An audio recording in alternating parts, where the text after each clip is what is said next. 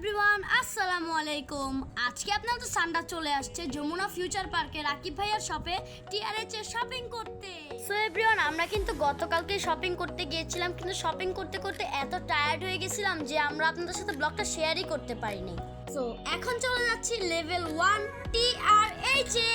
তো এভরিওয়ান, আমি কিন্তু অনেকটা এক্সাইটেড, কারণ আমার অনেক দিনের ইচ্ছা পূরণ হতে যাচ্ছে। সো এভরিওয়ান, ফাইনালি এন্ট্রি নিয়ে নিলাম টিআরএচ। প্রথমে ঢুকতেই কিন্তু লাবুর একটা অসাধারণ ডেকোরেশন, শপের কালেকশনগুলো কিন্তু জাস্ট ওয়াও।